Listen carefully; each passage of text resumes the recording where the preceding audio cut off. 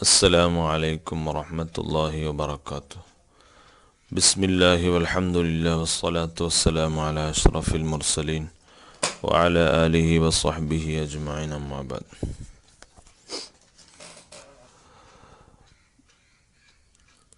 പ്രിയമുള്ള മുഅ്മിനീങ്ങളെ, പരിശുദ്ധവും പരിപാവനവുമായ റമദാനു ഷരീഫിൻ്റെ ധന്യമായ ദിനരാത്രങ്ങൾ കടന്നു പോയിക്കൊണ്ടിരിക്കുന്നു. അല്ലാഹു സുബ്ഹാനഹു വ തആല നമുക്ക് അനുകൂലമാക്കി തരുമാറാവട്ടെ. ഈ പരിശുദ്ധമായ റമദാൻ ഉപയോഗപ്പെടുത്തുവാൻ അല്ലാഹു അവസരങ്ങളും തൗഫീഖും ഈമാനും നമുക്ക് വർദ്ധിപ്പിച്ചു തരുമാറാവട്ടെ. ആമീൻ. പരിശുദ്ധമായ പഠിപ്പിക്കുന്നത് കാണാം. നിങ്ങളാരെങ്കിലും രോഗിയോ യാത്രക്കാരനോ ആണെങ്കിൽ അവർക്ക് മറ്റൊരു ദിവസം നോമ്പ് വീണ്ടെടുക്കാവുന്നതാണ്. അല്ലാഹു നിങ്ങൾക്ക് എളുപ്പത്തെയാണ് ഉദ്ദേശിക്കുന്നത്, ഞെരുക്കത്തെ അല്ലാഹു ഉദ്ദേശിക്കുന്നില്ല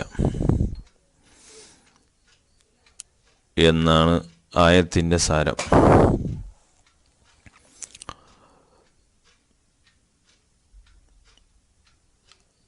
ഓതിവെച്ച ആയത്തുമായി ബന്ധപ്പെട്ട ചില കാര്യങ്ങളാണ് ഇന്ന് സംസാരിക്കുന്നത്. നമുക്കറിയാം, പ്രായപൂർത്തിയും ബുദ്ധിയുമുള്ള നോമ്പെടുക്കാൻ കഴിവുള്ള എല്ലാ മുസ്ലിമീങ്ങൾക്കും നോമ്പ് എടുക്കൽ നിർബന്ധമാണ്. എന്നാൽ ചില സന്ദർഭങ്ങളിൽ നോമ്പിൽ നിന്ന് ഇളവ് നൽകപ്പെടുന്ന ചില ആളുകൾ ഉണ്ട്. നമ്മുടെ സാധാരണക്കാരായ ആളുകൾ പകലന്തിയോളം വെയിലും മഴയും കൊണ്ട് കഠിനാധ്വാനം ചെയ്യുന്ന ജോലിക്കാർ, അവർക്ക് നോമ്പ് ഒഴിവാക്കാനുള്ള യാതൊരു മാർഗവും ഇല്ല. വളരെ പ്രയാസകരമായ ജോലിയാണ്, അല്ലെങ്കിൽ ബുദ്ധിമുട്ടാണ് എന്നതുകൊണ്ട് നോമ്പ് ഒഴിവാക്കാനുള്ള മാർഗങ്ങൾ ഇല്ല. എന്നാൽ ജോലിക്ക് പോയില്ലെങ്കിൽ കുടുംബ പട്ടിണിയാവുന്ന അത്രയും പ്രയാസകരമായ ജീവിതം മുന്നോട്ട് നയിക്കുന്ന ആളുകൾ നോമ്പെടുത്തുകൊണ്ട് തന്നെ ജോലിക്ക് പോകണം. നോമ്പ് പൂർത്തിയാക്കാൻ കഴിയാത്ത സാഹചര്യം വരുമ്പോൾ ആ നോമ്പിനെ മുറിച്ചുകൊണ്ട് ജോലി തുടരാവുന്നതാണ്. അത്രയും ഇനി നോമ്പ് മുറിക്കലല്ലാതെ മറ്റൊരു മാർഗവുമില്ല. അത്രയും എത്തുമ്പോഴാണ് ഈ പറഞ്ഞത്. ഇനി നോമ്പ് മുറിച്ചാലല്ലാതെ മുന്നോട്ട് ജോലി ചെയ്ത് മുന്നോട്ട് പോകാൻ കഴിയില്ല എന്നൊരു അവസ്ഥയിലെത്തുമ്പോൾ ആ നോമ്പ് മുറിച്ചുകൊണ്ട് ജോലി പൂർത്തിയാക്കാവുന്നതാണ്. ഈ നോമ്പ് പിന്നീട് ഖളാ വീട്ടേണ്ടി വരും. അത് പിന്നീട് ഖളാ വീട്ടിയെടുക്കണം. ജോലിയില്ലാത്ത മറ്റ് ഒഴിവ് ദിവസങ്ങളൊക്കെ ഉപയോഗപ്പെടുത്തി ഈ നോമ്പ് അവൻ്റെ മേൽ ഖളാ വീട്ടൽ നിർബന്ധമാണ്. എന്നാൽ നോമ്പനുഷ്ഠിച്ചാൽ അപകടം സംഭവിക്കുമെന്നോ അല്ലെങ്കിൽ ശരീരത്തിനുള്ള രോഗം വർദ്ധിക്കുമെന്നോ അല്ലെങ്കിൽ രോഗം സുഖപ്പെടാൻ കാലതാമസം എടുക്കുമെന്ന് സത്യസന്ധന്മാരായ അഗ്രഗണ്യന്മാരായ ഡോക്ടേഴ്സ് വിധി എഴുതുകയോ ചെയ്താൽ ഇത്തരം ആളെ സംബന്ധിച്ചിടത്തോളം അവന് നോമ്പ് ഉപേക്ഷിക്കൽ അനുവദനീയമാണ്. രോഗം കാരണമായി ശരീരത്തിന് ഗുരുതര പ്രയാസമുണ്ടാക്കുന്ന അവസരത്തിൽ മാത്രമാണ് ഈ നോമ്പ് ഉപേക്ഷിക്കൽ അനുവദനീയമാണെന്ന് പറഞ്ഞത്. അതുകൊണ്ട് തന്നെ നോമ്പ് തുടർന്നാൽ ശരീരത്തിന്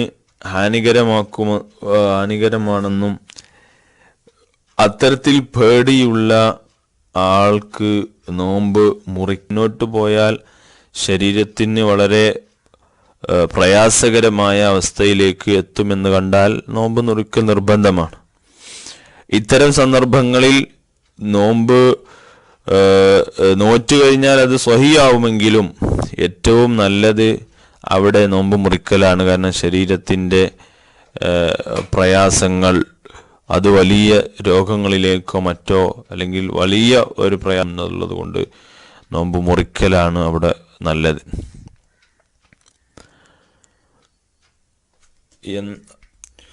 എന്നാൽ ഇത്തരം സന്ദർഭങ്ങളിൽ രോഗം കാരണമായി നോമ്പ് ഉപേക്ഷിക്കുന്ന സന്ദർഭങ്ങളിൽ രോഗം കാരണമായി ഞാൻ നോമ്പ് ഉപേക്ഷിക്കുന്നു എന്ന ഒരു കരുത്ത് നിർബന്ധമായും അവനിൽ ഉണ്ടാവണം.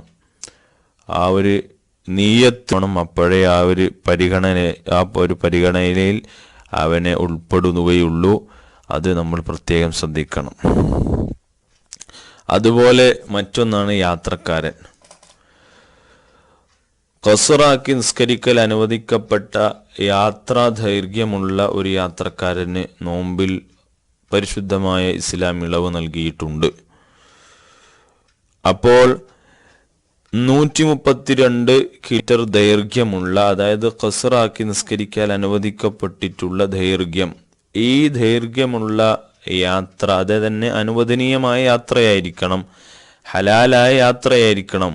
ദോഷകരമായ കുറ്റകരമായ യാത്രയല്ല, അനുവദനീയമായ യാത്രയായിരിക്കണം. ഈ യാത്രയിൽ അവനിക്ക് നോമ്പ് ഉപേക്ഷിക്കൽ അനുവദനീയമാണ്.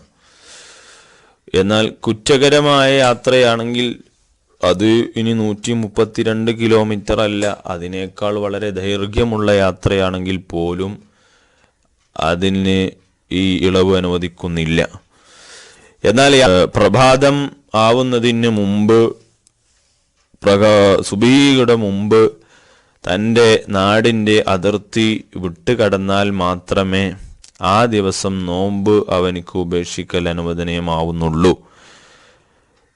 പ്രഭാതത്തിന് മുമ്പ് നാട്ടിൽ നിന്ന് യാത്ര പുറപ്പെട്ട് നാടിൻ്റെ അതിർത്തി വിട്ടുകടക്കുക എന്നുള്ളത് നിബന്ധനയാണ്. എങ്കിൽ മാത്രമേ ഇളവ് അനുവദിക്കുകയുള്ളൂ. നോമ്പിന് ഇത്തരത്തിലുള്ള ഒരു ഇളവ് അനുവദിക്കുന്നുണ്ടെങ്കിലും യാത്രയിൽ ശാരീരികമായ പ്രയാസങ്ങളോ ബുദ്ധിമുട്ടുകളോ ഒന്നും ഉണ്ടാവാത്ത സന്ദർഭത്തിൽ യാത്രക്കാരന് നോമ്പ് നോൽക്കൽ തന്നെയാണ് ഉത്തമം എന്നാണ് പരിശുദ്ധമായ ദീനുൽ ഇസ്ലാം പഠിപ്പിക്കുന്നത്. പ്രയാസങ്ങളൊന്നുമില്ലെങ്കിൽ ഒഴിവാക്കൽ അനുവദനീയമാണെന്ന് കരുതി ഒഴിവാക്കൽ അത് ഒരു കാര്യമായി എടുക്കേണ്ടതില്ല. പ്രയാസങ്ങൾ ഉണ്ടെങ്കിൽ മാത്രം ഒഴിവാക്കിയാൽ മതി. ഏറ്റവും നല്ലത് നോമ്പുകാരനായിരിക്കെ അവൻ നോമ്പ് അനുഷ്ഠിച്ച് തന്നെ യാത്ര പോവലാണ്. എന്നാൽ ബുദ്ധിമുട്ടൊക്കെ സഹിച്ചുകൊണ്ട് പ്രയാസപ്പെട്ടുകൊണ്ട് യാത്രക്കാരൻ നോമ്പെടുക്കേണ്ടതില്ല എന്നാണ് പറഞ്ഞതിനർത്ഥം. അതുപോലെ തന്നെ നോമ്പുകാരനായിരിക്കെ ഈ യാത്രക്കാരൻ സ്വന്തം നാട്ടിലേക്ക് തിരിച്ചെത്തിക്കഴിഞ്ഞാൽ ആ നോമ്പ് പിന്നെ അവസാനിപ്പിക്കാൻ പാടില്ല, അത് നിഷിദ്ധമാണ്. നോമ്പുകാരനായി യാത്ര പുറപ്പെട്ടു, തിരിച്ചെത്തിയപ്പോഴും നോമ്പുകാരൻ തന്നെയാണ്. അവൻ യാത്രയിൽ നോമ്പനുഷ്ഠിച്ചുകൊണ്ടാണ് പോയത്. തിരിച്ചെത്തി നാട്ടിലെത്തിയിട്ട് പിന്നീട് അത് നോമ്പ് മുറിക്കാൻ പറ്റുകയില്ല. അതുകൊണ്ട് തന്നെയാണ് ഫുഖഹാക്കൾ പഠിപ്പിക്കുന്നത്, ഉദയാസ്തമയ വ്യത്യാസമുള്ള പ്രദേശങ്ങളിലേക്ക് യാത്ര പോകുന്ന ആളുകൾ അവിടെ എത്തിയാൽ ആ പ്രദേശത്തുകാരുടെ അവസ്ഥക്കനുസരിച്ചാണ് നോമ്പനുഷ്ഠിക്കേണ്ടത്. പുറപ്പെട്ട നാട്ടിൽ അവൻ റമദാൻ 30 പൂർണ്ണമായി നോമ്പനുഷ്ഠിച്ചാട്ടാണ് അവിടെ, എന്നാൽ പോലും അല്ലെങ്കിൽ അവൻ പുറപ്പെട്ട നാട്ടിൽ അവൻ റമദാൻ 30 പൂർണ്ണമായി നോമ്പനുഷ്ഠിച്ചാലും അവൻ ഏത് നാട്ടിലാണോ എത്തുന്നത് ആ നാട്ടിൽ 30 തികഞ്ഞിട്ടില്ലെങ്കിൽ അവർ അനുഷ്ഠിക്കുന്ന അത്രയും ദിവസം ഇവനും നോമ്പനുഷ്ഠിക്കുക തന്നെ വേണം എന്നതാണ് നിയമം. ഇനി അതുപോലെ തന്നെ ഒരു മാസം കണ്ട നാട്ടിലേക്ക് ഒരാൾ യാത്ര പോയി, അവരുടെ പെരുന്നാൾ ആഘോഷത്തിൽ ഇയാളും പങ്കുചേരണം. അവർ മാസം കണ്ട് പെരുന്നാൾ ആഘോഷിക്കുമ്പോഴാണ് നോമ്പ് നോറ്റ് ആ നാട്ടിലേക്ക് എത്തുന്നത്. അപ്പോൾ അവിടെ പോയി നോമ്പ് അനുഷ്ഠിക്കുകയല്ല ചെയ്യേണ്ടത്, അവരുടെ പെരുന്നാളിൽ ഇയാളും പങ്കുചേരണം. ആ സമയത്ത് അവനിക്ക് നോമ്പ് അനുഷ്ഠിക്കൽ നിഷിദ്ധമാണ്. കാരണം പെരുന്നാളിന് നോമ്പ് നോൽക്കൽ ഹറാമായ ദിവസമാണ്. അവന്റെ നോമ്പ്, ഇവനിക്ക് നാട്ടിൽ നിന്ന് നോറ്റ നോമ്പ് അത് 28 മാത്രമേ എത്തിയിട്ടുള്ളെങ്കിൽ അവന് പിന്നീട് അതിനെ പരിഹരിക്കണം. ആ ഒരു നോമ്പിനെ പിന്നീട് അത് നോറ്റ് വീട്ടണം. 30 നോമ്പ് ലഭിച്ചിട്ടുണ്ടെങ്കിൽ പിന്നെ ഈ നോമ്പിനെ അവൻ ഖളാ വീട്ടേണ്ടതില്ല. 28 നോമ്പ് അല്ലെങ്കിൽ അതിൽ താഴെയാണ് അവനക്ക് ലഭിച്ചിട്ടുള്ളൂ എങ്കിൽ ബാക്കിയുള്ള നോമ്പുകൾ അവൻ നോറ്റ് വീട്ടണം എന്നാണ് അതിൻ്റെ മസല. അതുപോലെ തന്നെ യാത്രക്കാരൻ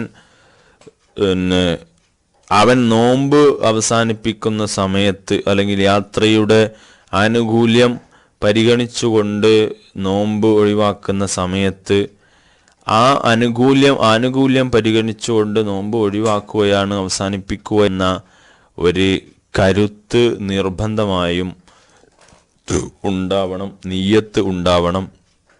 അത് പ്രത്യേകം ശ്രദ്ധിക്കണം.